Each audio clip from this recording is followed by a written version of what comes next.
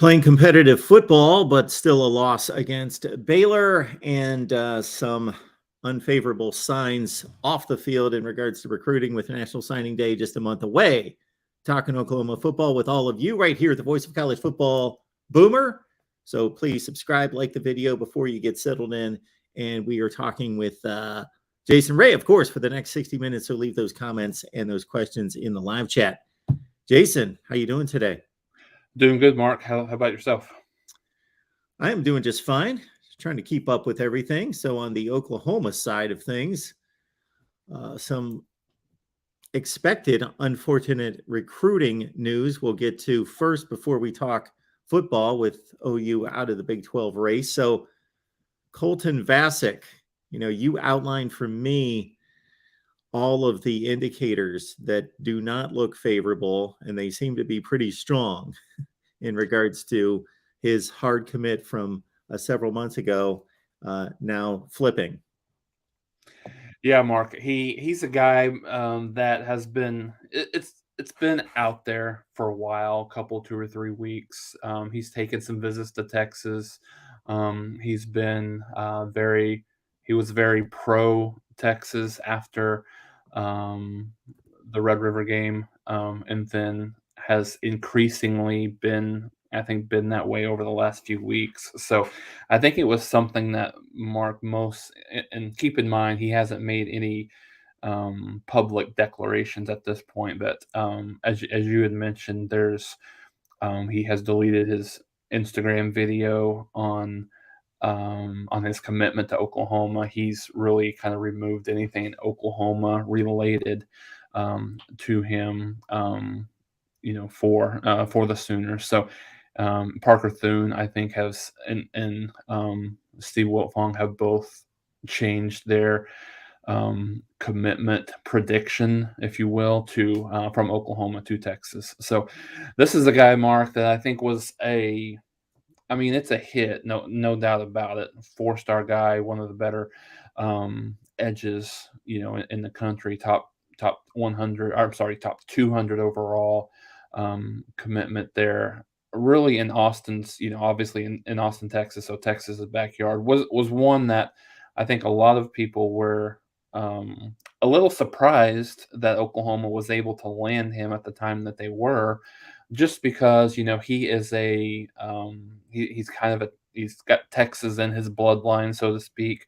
Not only being in Austin, but he's got family members that have been at the University of Texas. So it was a little bit of I think, a surprise, and at that point, just a big time get for Oklahoma to be able to go into Texas's backyard and get him. But I think there's a lot of things that are part of the commitment flip, or a pending flip to potentially to Texas. I mean, a lot of it obviously has to do with the play on the field on both sides, right? Oklahoma has not even remotely lived up to the expectations that most pundits and fans alike thought of this team, and I think Texas is very much trending in the right direction. At this point, they've lost a few games, but still, really really good performance against Kansas State over the weekend, and then they're right in the mix of the Big 12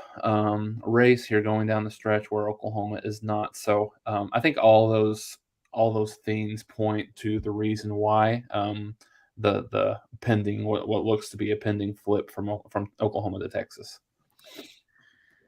So based on our conversation again before we went live, and we appreciate everybody being flexible with the different day and time, and we know we kind of sprung this on you, but typically here at 11:30 a.m. Central on Wednesday, had to change schedules. That's one of the big reasons why you subscribe and hit the bell for the notifications to know when we go live. But with the Vasek indicators being strong away from Oklahoma into the Texas camp, there are also some other top line recruits that are showing signs of departing. Yeah, Anthony Evans is another kid that was really between Oklahoma and Georgia when he committed to Oklahoma. Mark, you may or may not remember this, but I think maybe some of the people watching, listening in here, will remember that through his commitment, he was thinking, that it was going to be Georgia, even the morning of when he committed. But then he decided that he was going to go to Oklahoma, and then again, very much like Vosick has, not necessarily in their backyard, but has still been pretty pro Georgia. Um, just generally speaking, not, like I said, not to the same extent, hasn't taken anything down, has not been negative Oklahoma, but he did visit Georgia. I'm not sure if it was an official or on his own. I believe it was on his own, this weekend, and you know probably couldn't have picked, a better time for Georgia and a worse time for Oklahoma to be on campus with the big win that they got over Tennessee over the weekend. So, that one's not as far along, Mark, as the Vosick one, just in terms of where he's at in the process. But it certainly doesn't look promising for him and his potential flip, to um, to Georgia there. So as you see on the screen here, another four-star guy, top 200, little bit outside of the 200 nationally overall, but still, one of Oklahoma's biggest prospects from a wide receiver perspective. So that's the other one.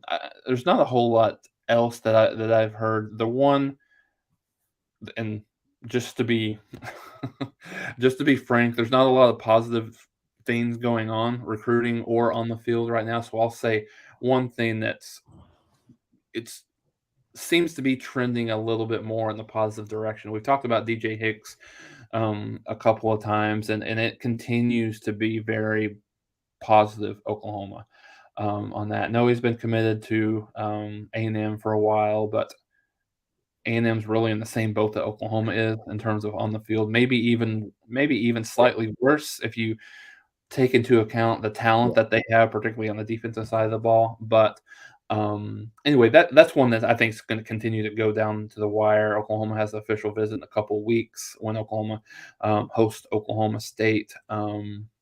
Not this coming weekend, but the following weekend. So as of right now, he'll still be on campus, and there's some general positivity, related to his, potential flip, to Oklahoma. So nothing set in stone, but if you're looking for a little bit of a glimmer of hope related to the program right now, I think that's one that to continue to keep your eye on how that goes, particularly, post Bedlam. Talking Sooners here every Wednesday at 11:30 a.m. Central Time. That's our regular spot. We are coming your way on a Tuesday this week, so please subscribe to the channel. Hit that bell for the notifications to know when we go live, and you also get the notification on Saturday when Jason goes live for post-game after every OU game, and the latest being, of course, 38-35 in the loss column against Baylor. Kind of a strange game in this way. If you simply look at the box score, usually see in a 38-35 game these swings of momentum. There, you just saw score for score for score for score for score for score. They just kind of matched scores the entire game. And Baylor tacked on an extra field goal there in the second quarter, and that's pretty much your ball game in regards to Oklahoma trying to catch up with Baylor throughout that game. Dylan Gabriel with 3 interceptions. Eric Gray had another 100-yard game. So what are your high points in regards to analysis? What really mattered in this one? Mark, I think, for me, along with some others, I mean, you took the game against Iowa State with a little bit of grain of salt, understanding that they are, probably the weakest offensive team in the league, and one of, in the lower half in the country. But you took a little bit of positivity coming out of that game, understanding that you only gave up you gave up 13 points. You had a few interceptions in the game. You were able to, generate some turnovers, generate some plays. And so I, I was very, optimistic in terms of maybe this defense is showing signs of turning things around. And um, and it just wasn't continued on Saturday. Baylor's not a great offensive team. Blake Shapen he's an okay quarterback. They've got a really good offensive line, but and I think the most disturbing thing of all of this, Mark, is that they're still having they're still having trouble lining up correctly, which is mind-boggling at this point in the year with 9 games in, 3 games to go, that they're still I think they're still having trouble doing that. They're still having trouble adjusting to the protection. They're still having trouble being assignment sound. Point in case, there was one touchdown around the goal line, and then there was another longer rushing touchdown where Oklahoma has 2 linebackers hitting the same gap, which leaves one gap just incredibly wide open. So for a couple of really just kind of walk-in touchdowns that Baylor had in this game, and Baylor ended up having almost 300 yards um, rushing. Now the offense, I mean, to your point about Dylan Gabriel throwing the 3 interceptions, the offense didn't do them any favors in those 3 turnovers. I believe all of them were in Oklahoma's own territory. So giving Baylor a short field certainly um, isn't anything that's going to help things. And so I think I think going into this, we knew Venable's defense was a little bit more complicated than what Alex Grinch has been in the past. But I think in very fundamentally in nature, the fact that they're having troubles lining up 9 games, that's to me, that's the biggest concern. Now, why is that? I wish we could be at practice or anything just to see, like, are they not getting the calls in correctly from the coaches? Are they not understanding, where they need to be, or where they're, kind of working to, what gaps they're in, where they need to adjust? Oklahoma was in a few situations. They were in bear defense formation, where you're going to have 5 defensive linemen, and they still couldn't stop the run. And so I think it was very clearly another step back. I think they probably, against a team that was a little bit better offensively, probably could have given up 50 or more points again, Mark. So I think, that was really, really frustrating, for me watching that game, just to see again some regression. Not that it was great, but they had went. I felt like went in a positive direction against Iowa State, but went on the other side. And then when you look offensively, you the 3 turnovers by Dylan Gabriel, all in the first half. Like I said, they were all in plus OU territory, which gave Baylor a short field. But also at the same time, 2 of those were just bad throws by Gabriel. One threw into coverage. These 3 guys were, kind of bracketed around the receiver. I can't remember exactly who the one was in that situation, but 3 guys bracketed around him, threw an interception. On one of them, it was one of those where by design Oklahoma was going to have an unblocked lineman, and Gabriel should have known that before the snap, and based on the call and the defense that was on the field. And it just he threw it right in the arms of the one guy that was unblocked, and so that ended up being an interception. The other one wasn't really necessarily his fault. It was just so it's almost like this team consistently over this year, Mark, is they'll take a step forward and then they'll take a couple of steps back. And this defense, Oklahoma's defense isn't good enough to be able to overcome turnovers in their own territory. The offense is good. It's not great. I mean, it's not necessarily great or elite by Oklahoma standards over the last 10, 15 years that they've had. Um, and I think that kind of it partly, Mark, goes to the high expectations that this program has. You score 35 points against Baylor, and you're saying it's a good performance, not a great performance, um, but yeah, all those things combined, just the mistakes and the penalties. There was a penalty towards the end of the first half. Oklahoma's driving. I think Gabriel runs the ball to the Baylor inside the Baylor 10, so they have first and goal. But there's a illegal hands in the face penalty that Oklahoma has that pushes them back 15 yards. Then they end up having to miss a I think it was around 50-yard field goal that they missed at the end of the half, which again took points away. So there's just a lot of mistakes that this team is making that's not that they're not able to overcome just because they're not good enough to overcome. So I mean, and I think besides those 3 turnovers, Gabriel wasn't he wasn't terrible, but he wasn't great, right? I mean, he was good. Eric Gray was really, again, very solid. I think he had somewhere over 160 something total yards from scrimmage. A couple of touchdowns, went over 100 yards on the ground, had, I think, 5 or 6 catches around 60 yards out of the backfield. Marvin Mims had a comeback, a good comeback game after one of his worst games of his career. So again, just not complimentary football, which has been the norm for this team over the last 5 to 7 years. And again, it just kind of shows its head again for Oklahoma, where they're just not able to either play complimentary or do the things that they need to do to win a game close.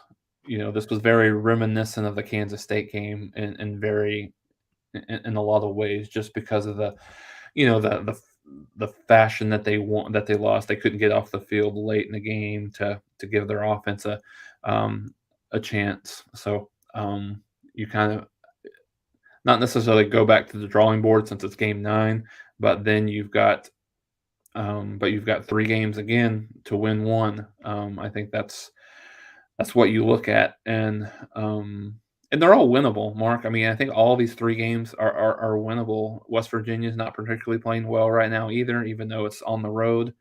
Oklahoma State is not playing well at all, and you get that at home. And then in Texas Tech again isn't necessarily playing well either. So you've got 3 games that are very, very winnable, even with 2 of them being on the road. But can they do the things that they need to do? Even what you're going to get defensively, I think, at this point, right? But can you stay away from the mistakes, the penalties, the interceptions, the turnovers, to give yourself a chance to win? Yeah, because if you look at this box score against Baylor, some of the key indicators go in Oklahoma's favor. They have 5 more first downs. They're 10 of 15 on third down. Baylor's only 4 of 13 on third down. Usually that's a pretty strong indicator of who's going to win the game. Third down conversion rate, although Baylor 3 for 3 on fourth down, Oklahoma outgains Baylor by 87 yards, but they're -2 in the turnover margin. And like you say, 3 games left to win 1 to get to bowl eligibility. And if they can't get it done on the road against West Virginia, then we do have some talking points. And Oklahoma State's another deal. They've fallen off the cliff. We got our guy Mountaineer Paul on the line to talk up some West Virginia football. Paul, we appreciate you being here. Thanks for having me, guys.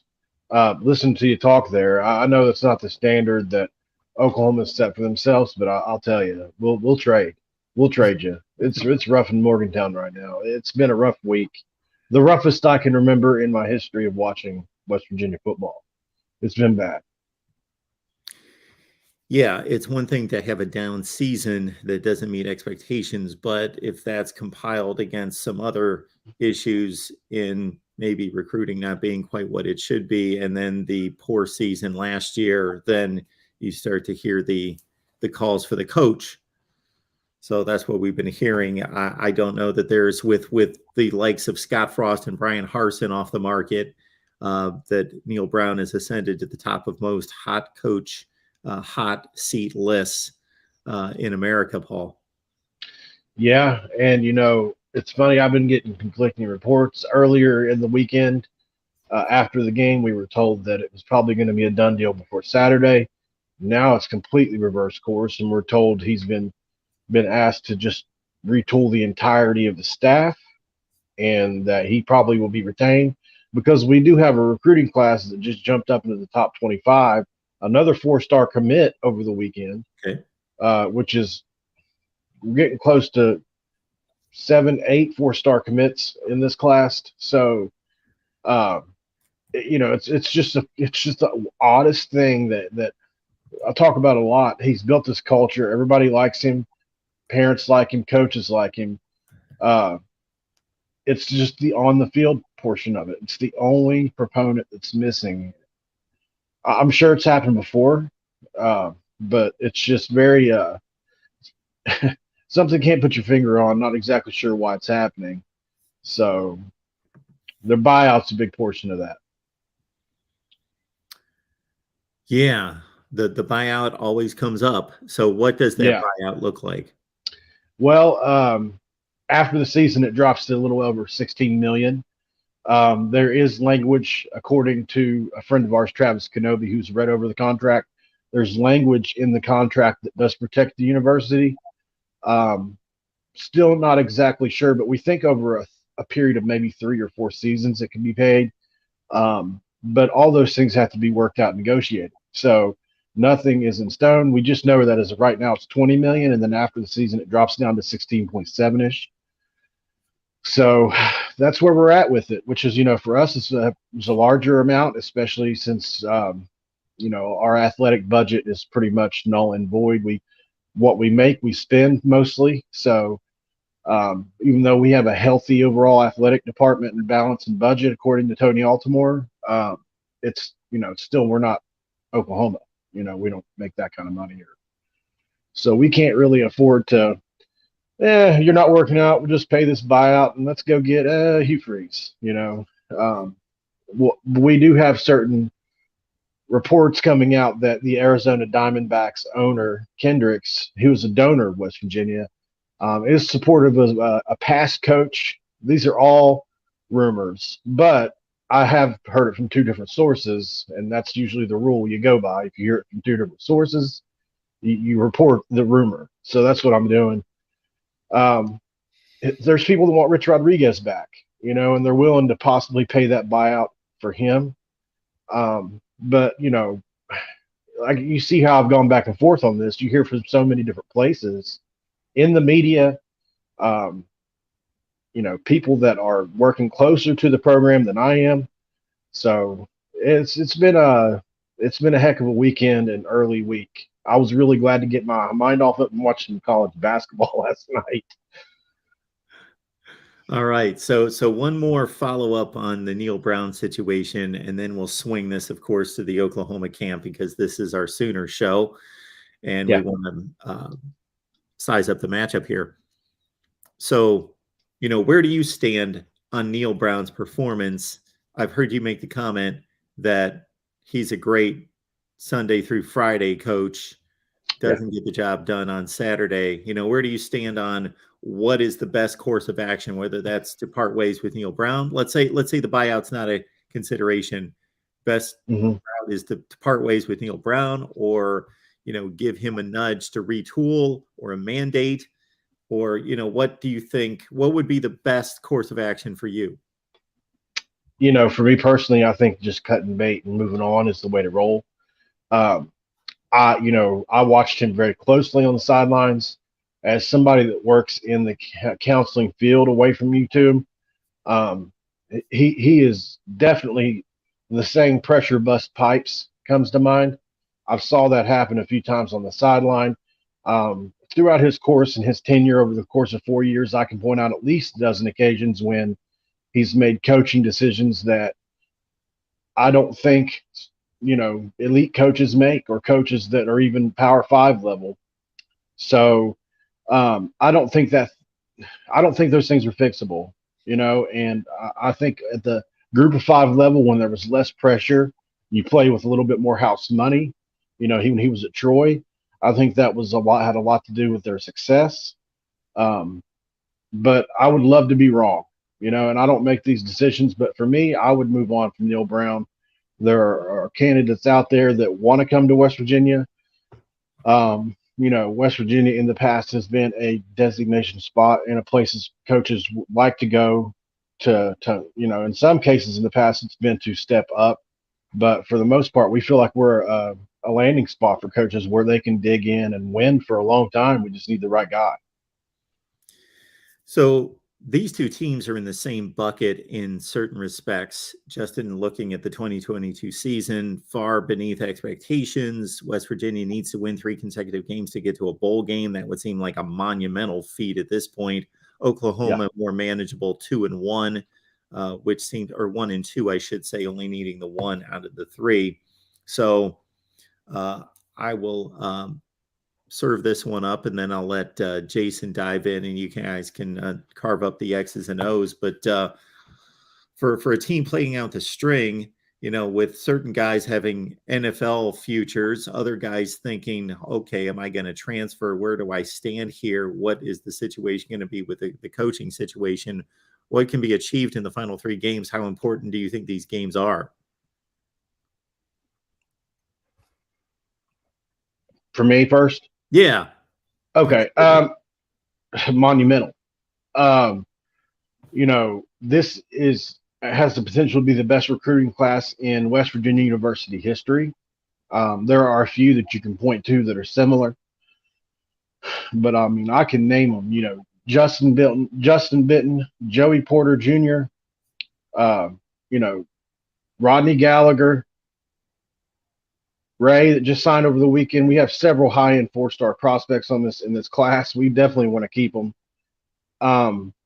So these last 3 games, I think, if we could go on a 3-game run, absolutely, that would change a lot of the narrative this season. To have almost a month's worth of positivity rather than the negativity that's just been spewed all over social media. I'm actually corresponding with one of our recruits right now talking about doing a video about that, about how that hurts the program, and getting a recruit's perspective on what social media is to them and how they view it when fan bases do what we've done, because we have such a large following on Twitter that I feel like we've hurt our program, and I'm included in that. I've done it too, so obviously these last 3 games are huge. Unfortunately, we're not sure about the quarterback spot and what JT Daniels is going to be or what he's done. He's been very up and down. I've done several videos on that. His Pro Football Focus grade rests at about a 67 for the season, which is what Pro Football Focus considers to be a backup. So not really, what we thought he would be coming in, the pedigree, the 5-star pedigree. Not impressed with it. So a lot of people were thinking that maybe he's been injured, just hasn't said anything because this is his last chance. But that's all speculative, and I can't really, it hasn't been reported. So, but yeah, these last 3 games would be a big deal. All right. You have anything, Jason? Yeah, I think it's interesting. I think you've got 2 programs that look like right now, unfortunately, are very much headed in the same direction this year, right? I mean, I know that Oklahoma's not anywhere near the point of discussion here from a coaching perspective, right? With it being Venable's first year, but I think it's interesting coming into this game because it's 2 teams that are very disappointed in where they're at with how the season has gone, and where they're at right now. And you've got guys that you don't you don't know where their head is at when they play out the stretch, right?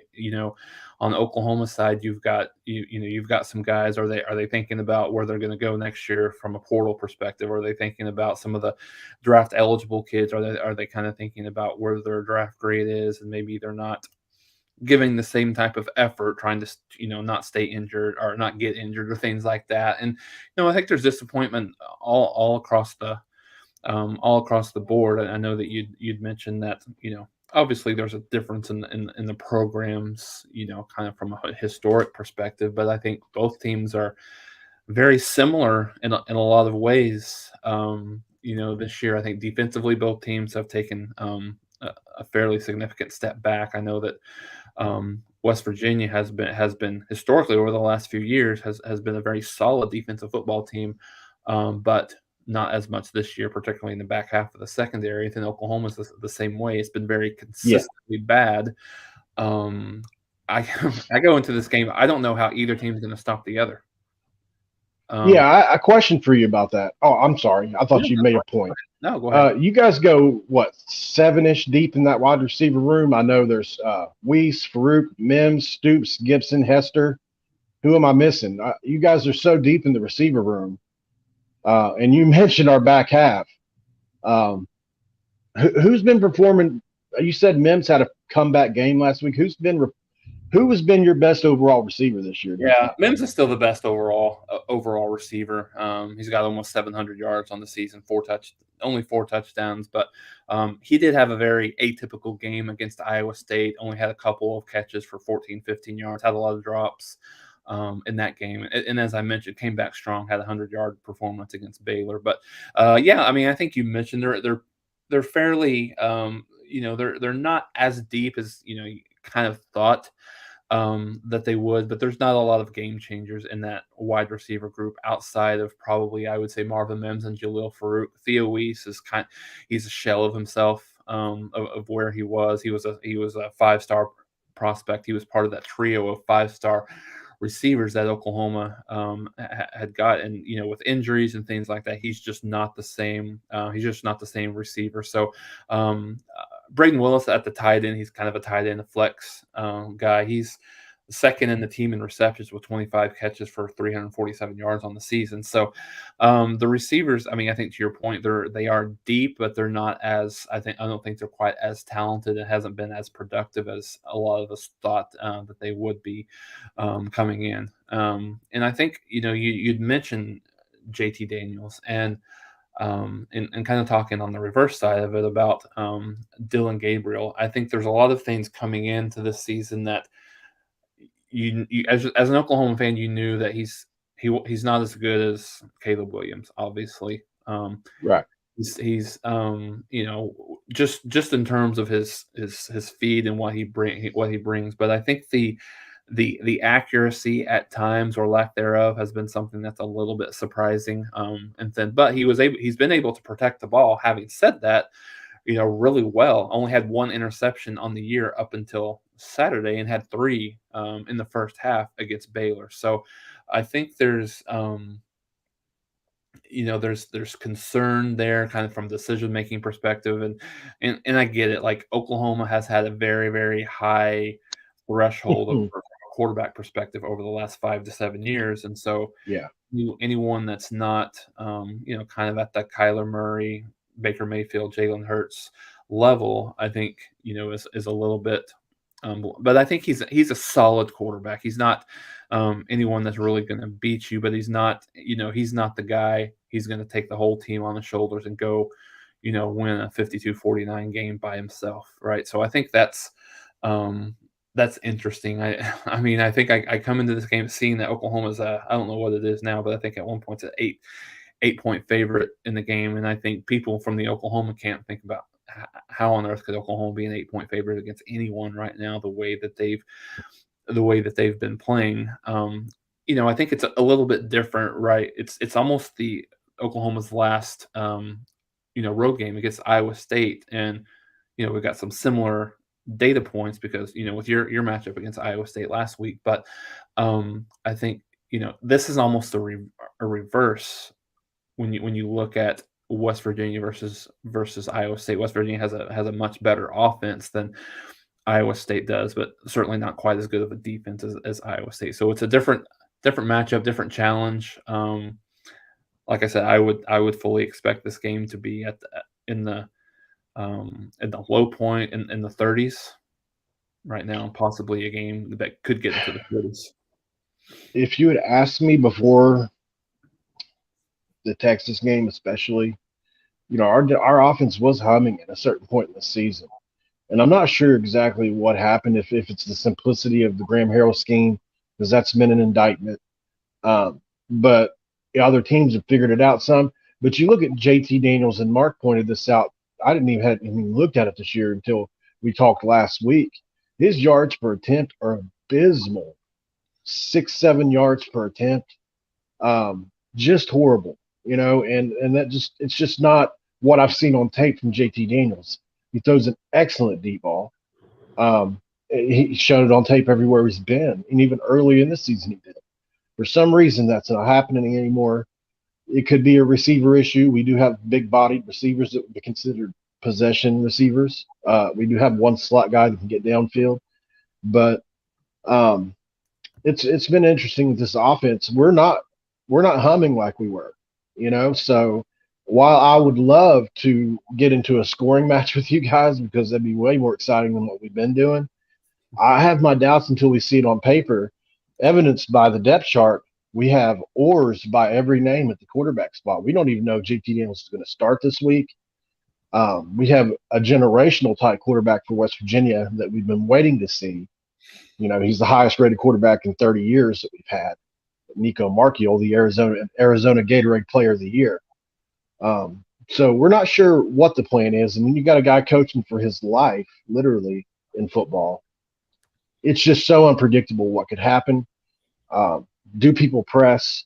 Because players were, these guys obviously love these coaches, I think. So, are they going to press too hard and make too many mistakes, and that leads to it? I think that's been some of the problem there. So, but with that said, if our offense shows up like it can and everyone plays a little loose, yeah, we can score with you guys. Definitely.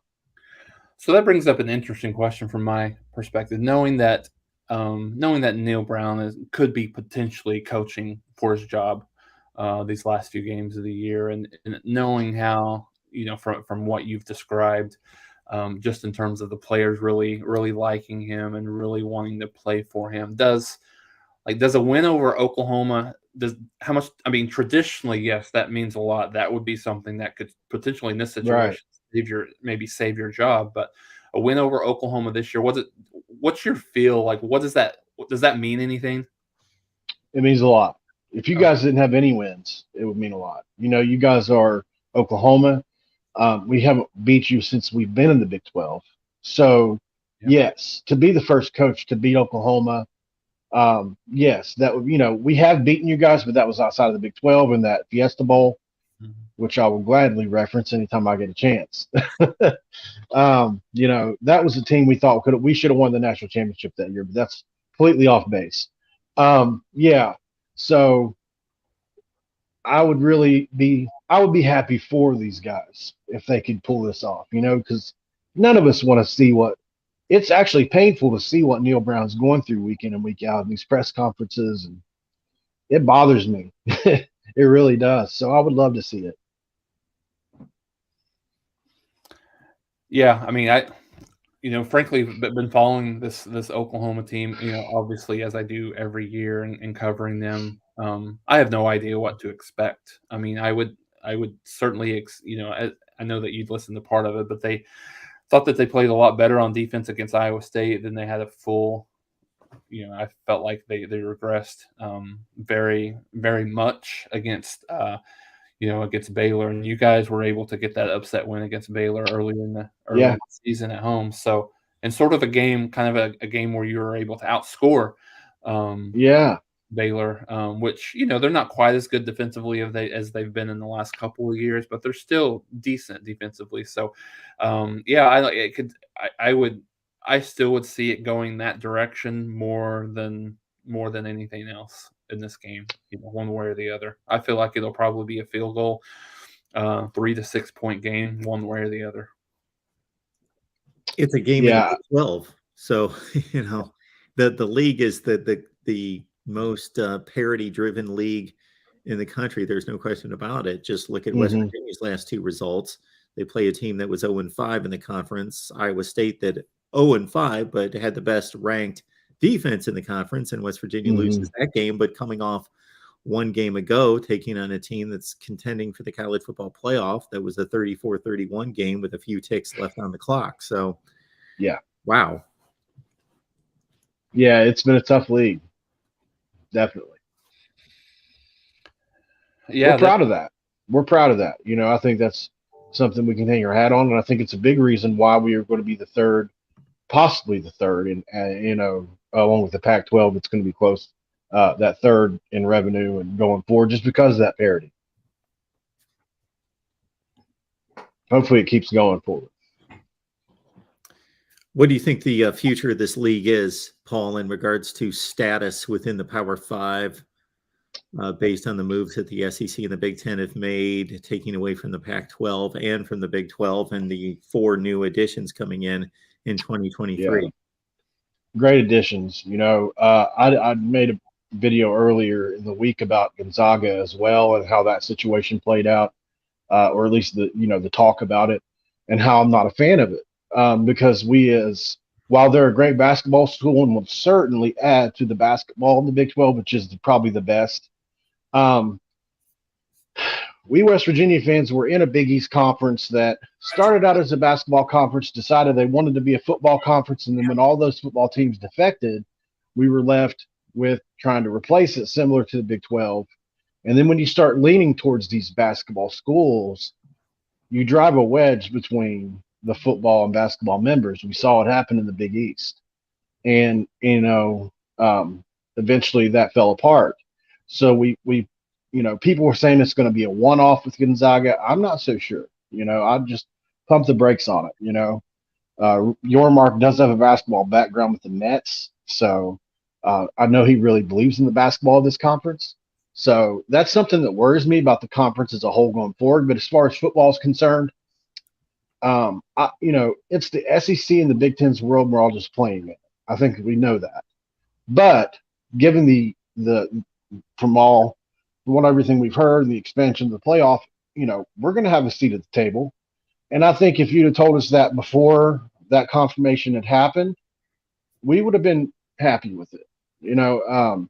Oklahoma fans, they really don't have to worry about it because they're moving on to the SEC. But we remaining members, you can't tell a West Virginia, who is the winningest team that's never won a national championship, you don't have a seat at the table. You can, but you're going to alienate a large group of the country.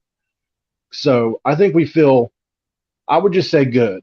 I wouldn't say tremendous. I wouldn't say great, but I think we feel good about our standing, and then possibly being that third most strong conference, or however you want to word that. But would we like to move up? And is there potential to move up? I think there is. 10, 15 years from now, who knows what UCF, Cincinnati, BYU, who knows what they can do with those brands. We saw what Clemson did. We played them in the Orange Bowl 2012, beat them 70-33. Roll it forward 10 more years, you can say they're a top 5, top 6 brand in college football. When we played them, they weren't. So I think it's possible for teams to rebrand themselves and grow brand value with the right market, right time. Houston, UCF, you never know what they could be coming a few years from now. So I think there is potential for this conference. We'll see.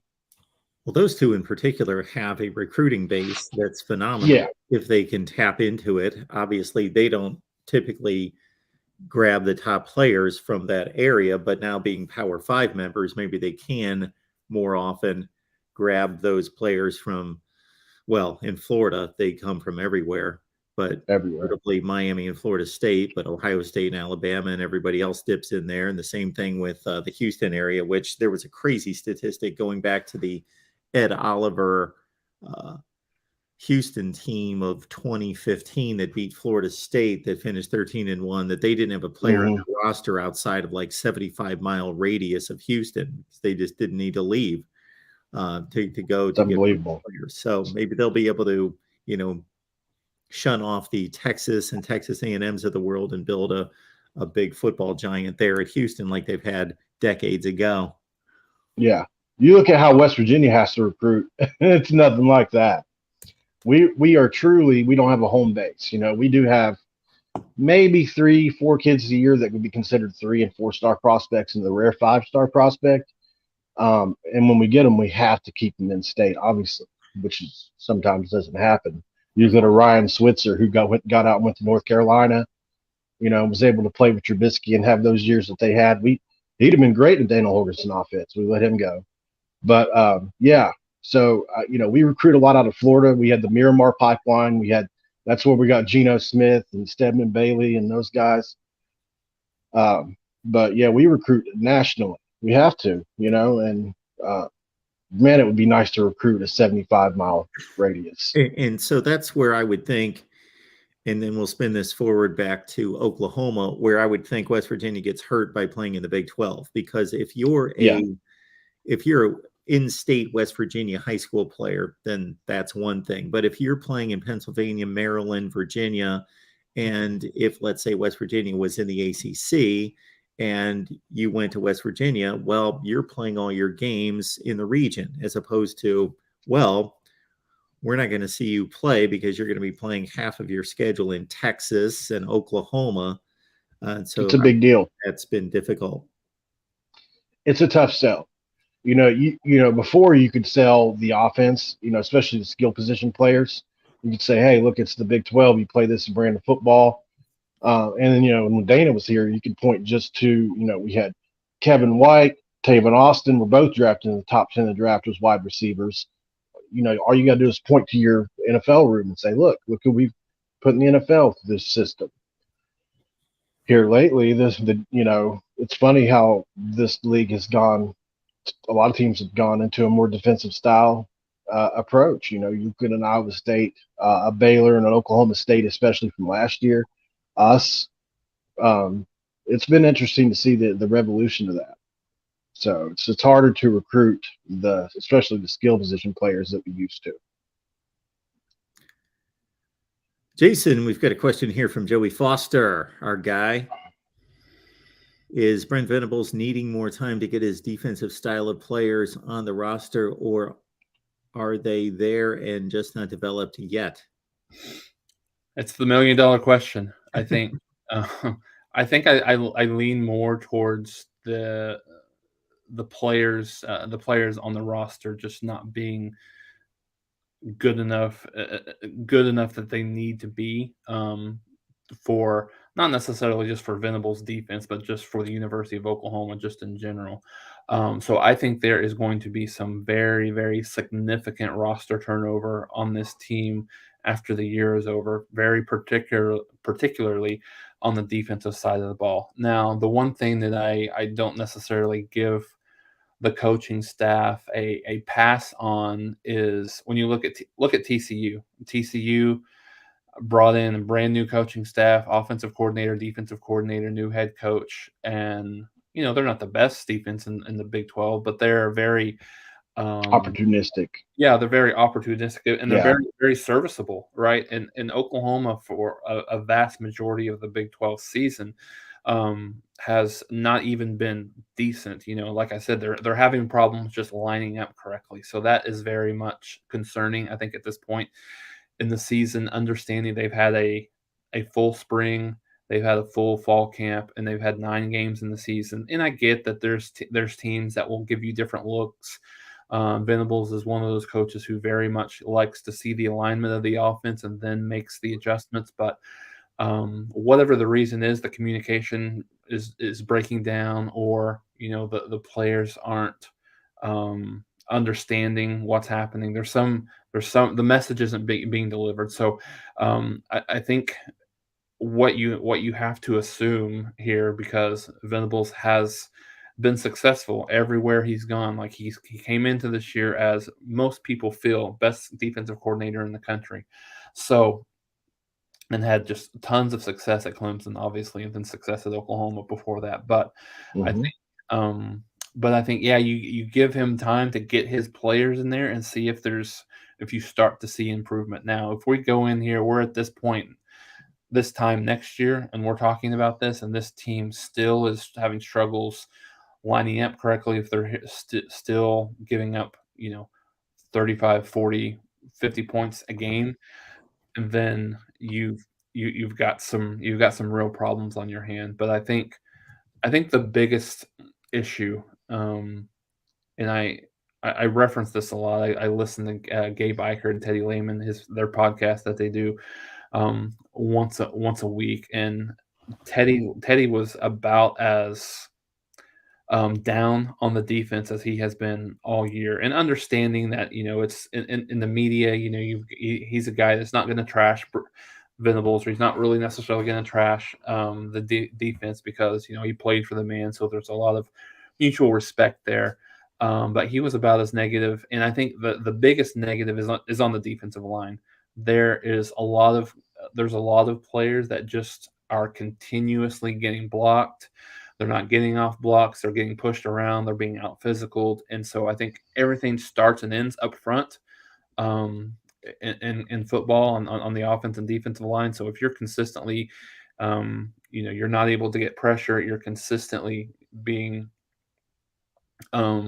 pushed off the ball, you can't get in the backfield, then you're gonna have lots of problems. So we'll see what that roster turnover looks like at the end of the year, but I do think there's going to be some significant turnover, and I think this, unfortunately, this year, at least defensively, has just kind of been a wasted year. I think you're almost you're a year behind schedule if you're Oklahoma, because I think a lot of people, including myself, I mean, me and Mark, I think Mark, I'm not gonna throw you under the bus here, but I think Mark actually had picked Oklahoma to make the playoffs, and I thought they had an outside chance of making Sure. the playoffs, winning the Big 12. So I think you have to reevaluate your goals coming into next year, which I think the goals are what they were this year. Give yourself an opportunity to be in the mix, to at least play for a Big 12 title game. Sorry. Yeah, if you're just playing the odds, picking Oklahoma to go to the playoff is usually never a bad thing. You're gonna hit on that more times than you don't. I kind of backed into that selection. It was one of those deals where Oklahoma wasn't even in my mind about a playoff bid, and as a lot of people do, I think we're searching for something to figure out to get ahead of the curve. Who's going to be a factor outside of Alabama, Ohio State, Clemson, Georgia?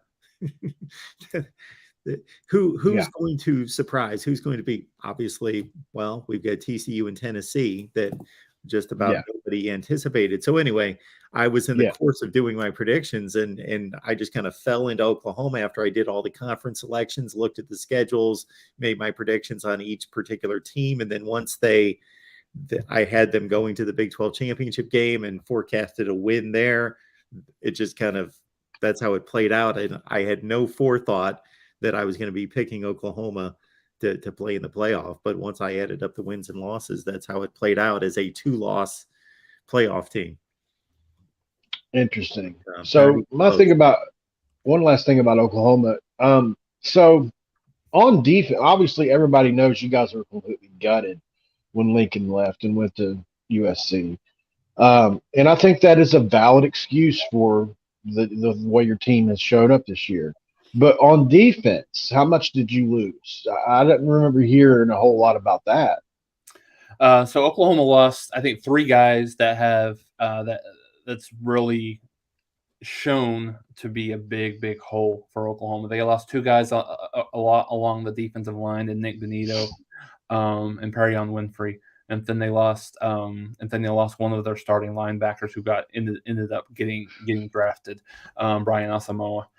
So you lost those guys, and I think coming in, I think there was some thoughts that this defensive line would not be quite as good as they were a year ago, at least on paper. But Oklahoma had Jalen Redmond coming back. He had kind of played off and on, but he'd been when he's been healthy, he'd been pretty good. And then you had Ethan Downs, where a lot of people thought he was making a big move. Reggie Grimes, Yeah. and it's just been one of those things where where nobody has really stepped up consistently.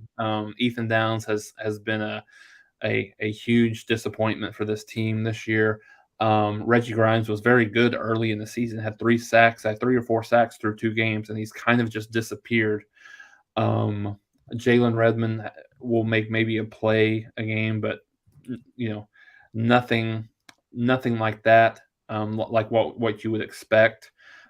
So I think offensively, I think there's some things that Oklahoma was gutted by the by the Lincoln Riley move. But I think defensively you lost a few guys, but I don't think anyone expected the regression that we've seen this year. I thought, me personally coming in, I thought that this team had an opportunity to be probably maybe top 30, 35 in overall team defense this year. Yeah.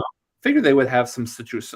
Had some games here and there that they might regress, but overall would be a much better defense than they had. I never dreamed that this team could possibly be worse than they were last year, and that's where they are. This is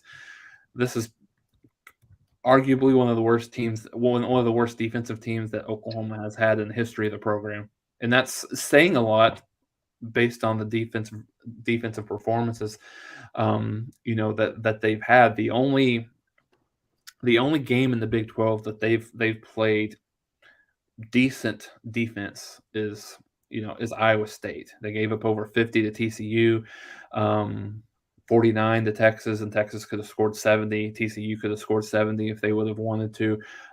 Kansas State scored in the 40s.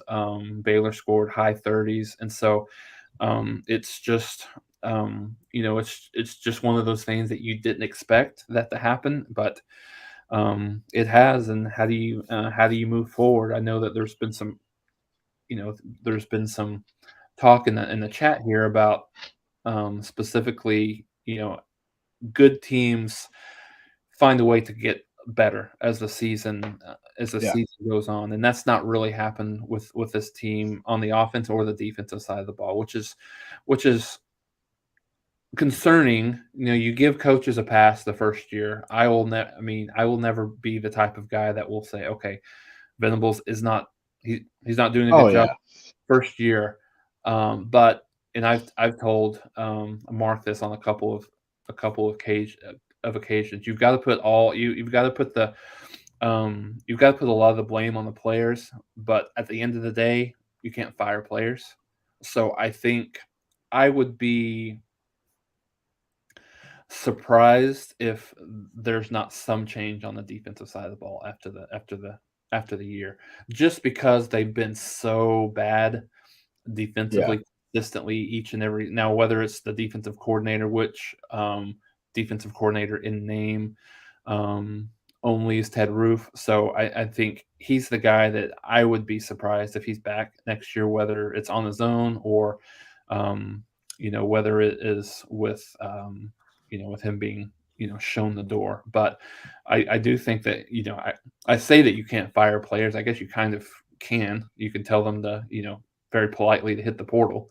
But in this day and age, but again, I think you after 1 year. I mean, look at what not Brian Harston. Look at what Sark did last year. He changed some, he changed some things, and they're a lot better team this year. So I would anticipate someone moving on the defensive staff. Yeah, and I understand why. Right, folks, this is our Oklahoma show that we typically bring you each and every Wednesday at 11:30 a.m. Central Time with Jason Ray, who joins us each and every Saturday with the Oklahoma recap post-game show right here at the Voice of College Football OU. And we appreciate Mountaineer Paul being here. You can check him out on his YouTube channel. We have dropped the link in the chat, so please track that link to Mountaineer Paul's YouTube channel. Subscribe right there. And we appreciate everybody being here, being flexible. And we will see you all back here next week. And in the meantime, Oklahoma football on Saturday against West Virginia. We've got the live post game with Jason right here on the OU channel, and actually the West Virginia angle on the main channel and the West Virginia channels with Country Roads podcast. Guys, appreciate you making this happen. No problem. Thanks, Mark. No problem. Anytime.